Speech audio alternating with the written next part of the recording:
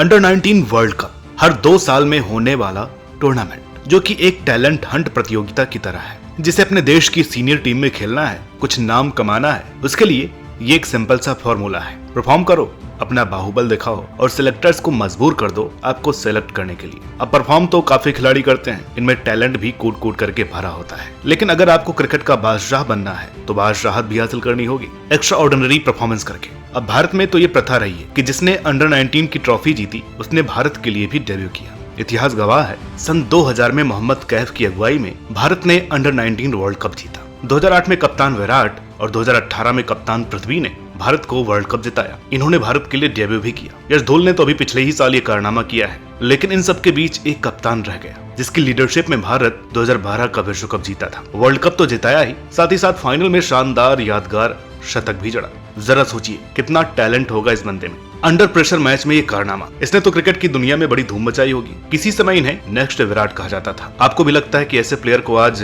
भारतीय टीम में होना चाहिए, मगर शायद आपको ये जानकर हैरानी होगी ये बंदा कभी भारत के लिए डेब्यू ही नहीं कर सका और बिना खेले ही 29 साल की उम्र में संन्यास भी ले लिया। जी हाँ, बात हो रही है उन्मुक्त चंद की। एक ऐसा खिलाड़ी जो किसी वक्त हर फैन की जुबान पर था। कई बार उसे तैयार रहने को भी कहा गया, मगर वो नीली जर्सी शायद उसके नसीब में नहीं थी। लेकिन अक्सर जगह जगह डिबेट होती है, कोई कहता है फ्लूक तो कोई कहता है टैलेंट, कोई कहता है कि उन्मुक्त पॉलिटिक्स की वजह से नहीं खेल पाए, तो किसी का कहना है कि उनका अपना प्रदर्शन ठीक नहीं था। लेकिन क्या था सारा मामला? आखिर ऐसा क्या हुआ कि किसी समय नेक्स्ट बिग थिंग का टैग पाने वाला ये खिलाड़ी दिग्गज तो क्या, गज भर भी भारतीय टीम में खेलने का अपना ख्वाब पूरा नहीं कर सका?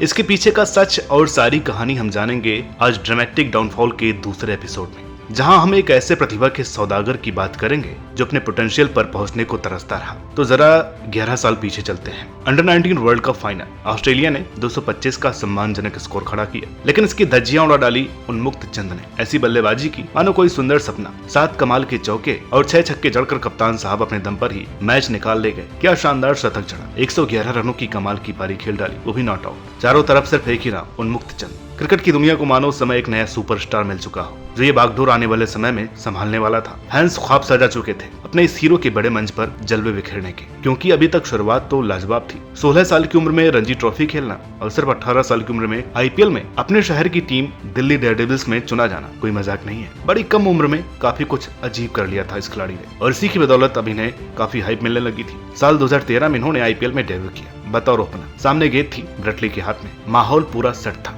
अपना पहला और जबरदस्त इम्पैक्ट मारने का मौका था, नीली जर्सी में खेलने पर मोहर लगाने का, एक यादगार डेब्यू करने का। पर अचानक से ये क्या हुआ? मैच की पहली ही गेंद पर ब्रेटली ने इनके स्टंप्स उखाड़ फेंके। कहने को भले ही ये सिर्फ एक विकेट था, मगर इसने उन्मुक्त का कॉन्फिडेंस काफी हद तक गिरा दिया। मानो इस गेंद ने उन्मुक्त का करियर ही खत्म कर दिया, जो कई लोग क्लेम करते हैं। बस फिर क्या था, इनका परफॉर्मेंस आईपीएल में बेहद ही मामूली सा रहा। ये एक ऐसे पटाखे की तरह खेले जिससे हर किसी को उम्मीद थी कि अब फटेगा अब फटेगा, मगर बदकिस्मती से ये कभी नहीं फटा। आखिर को फ्रेंचाइजी ने भी इन्हें रिलीज कर दिया। हमें मालूम है कि अगर कोई आईपीएल में फ्लॉप हुआ तो मतलब फ्लॉप ही है। कई फैंस के कमेंट मैंने आज भी देखे, लेकिन ऐसा नहीं था। डोमेस्टिक में इनकी तबाही किसी ने देखी नहीं। ये डक सबको याद है, लेकिन इससे ठीक कुछ दिन पहले जो विजय हजारे ट्रॉफी फाइनल में आसाम के खिलाफ 116 रन बनाकर इन्होंने दिल्ली को ट्रॉफी जिताई थी, वो किसी को पता नहीं। प्लेटफॉर्म तो बहुत अच्छा सेट था। जब दिल्ली रणजी टीम के लिए इनका डेब्यू हुआ तो उस टीम में शिखर धवन और विराट जैसे दिग्गज मौजूद थे। 2010 के अपने पहले रणजी सत्र में ये जनाब 57 के औसत से रन बना रहे थे। कुल 400 रन ठोक दिए थे, वो भी इतने यंग करियर में। 2012-13 के सैयद मुश्ताक अली ट्रॉफी के भी ये टॉप स्कोरर थे। 367 रन, वो भी 140 का करिश्माई स्ट्राइक रेट से। नेक्स्ट लेवल देखा जाए तो ये 3 साल और फिर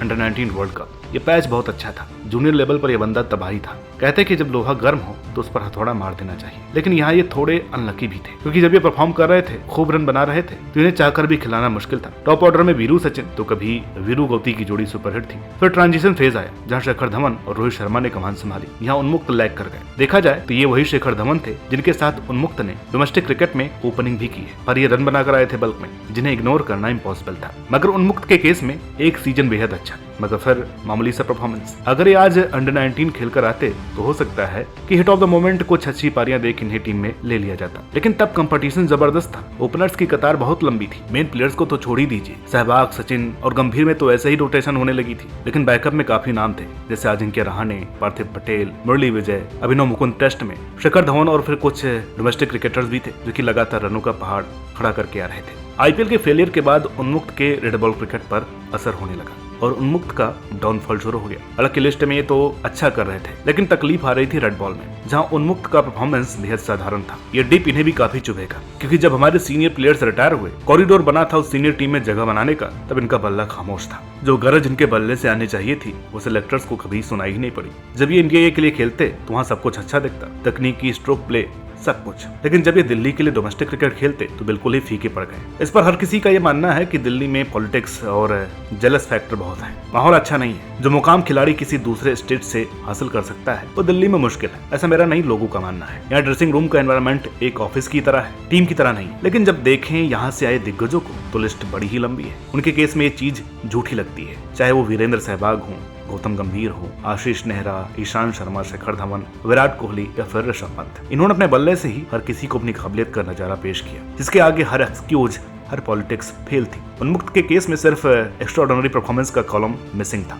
अब ऐसा नहीं कि इन्हें मौके ही मिलने बंद हो गए। 2016 में ये जनाब इंडिया ए के कप्तान थे, अधिकतर मैचों में ये टॉप स्कोरर थे, लेकिन प्रॉब्लम ये थी कि आईपीएल में वो चीज नहीं है, क्योंकि 2015-16 में मुंबई इंडियंस ने इन्हें इतने मौके ही नहीं दिए। हालांकि इन्हें आगे के लिए रिटेन किया गया, लेकिन ये खुद उन्मुक्त ने एडमिट किया कि क्योंकि उन्हें मैचेस नहीं मिल रहे थे तो वे चाहते थे किसी ऐसी टीम में जाना जो कम से कम उन्हें मौके तो दे, चाहे बेस प्राइस कम ही दे। यहाँ एक टीम से उनकी बात भी हुई, जिनका नाम तो अभी तक उन्मुक्त ने क्लियर नहीं किया, मगर उन्होंने पहले उन्मुक्त को आश्वासन दिया अपनी टीम में खिलाने का, मगर फिर ऑक्शन में किसी ने बिड तक नहीं किया। यही था वो साल 2016 जब इंडिया ए के कप्तान थे। दिल्ली ने इन्हें डोमेस्टिक सर्किट से ड्रॉप कर दिया। आईपीएल में ये अनसोल्ड चले गए। आगे डोमेस्टिक में भी इन्हें 3 साल तक पिक नहीं किया गया। 2019 में इन्होंने दिल्ली से एनओसी लेकर उत्तराखंड से खेलने का मन बनाया, मगर वहां से भी इनका ग्रोथ नहीं हुआ। 2 साल कोई और मौका न मिलने पर आखिरकार 2021 में सिर्फ 28 साल की उम्र में इन्होंने रिटायरमेंट ले लिया। वर्ल्ड क्रिकेट से नहीं, इंडियन क्रिकेट से। इसके बाद बीपीएल भी खेला और ऐसा कारनामा करने वाले ये पहले भारतीय भी बने। इसके अलावा माइनर लीग क्रिकेट भी खेला। सिलिकॉन वैली की कप्तानी करते हुए ट्रॉफी तो जीती ही, सिर्फ 16 पारियों में 612 रन बनाकर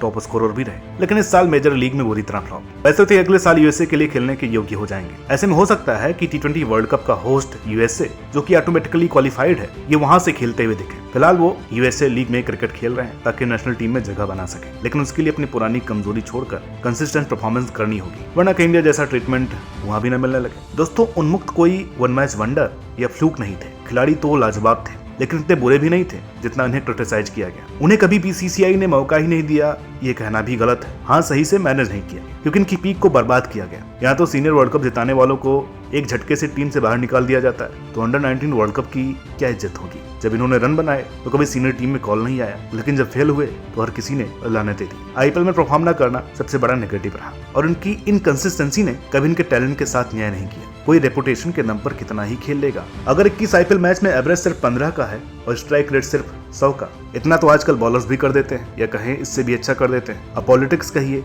नसीब कहिए, लेकिन ये करियर बर्बाद हुआ, जिसकी जिम्मेदारी काफी हद तक बीसीसीआई की थी, लेकिन फिर उन्मुक्त की खुद की नॉन परफॉर्मेंस, जो कि नहीं होनी चाहिए थी। आखिर को मोटिवेशन तो देश के लिए खेलना ही है ना। अगर अपना देश ही मौका देना छोड़ दे तो मोटिवेशन कहां से मिलेगा। तो यूएसए जाना उन्मुक्त का बहुत अच्छा मूव था। बाकी उम्मीद करते हैं कि किसी दूसरे खिलाड़ी का ऐसा डाउनफॉल ना हो, अपना देश ना छोड़ना पड़े। ये वीडियो आपको कैसी लगी कमेंट करके बताइएगा। वीडियो अच्छी लगी तो प्लीज इसे लाइक करें, शेयर करें। चैनल पर नए हो तो प्लीज इसे सब्सक्राइब करना ना भूलें। मिलते हैं आपसे अगली वीडियो में, तब तक के लिए नमस्कार।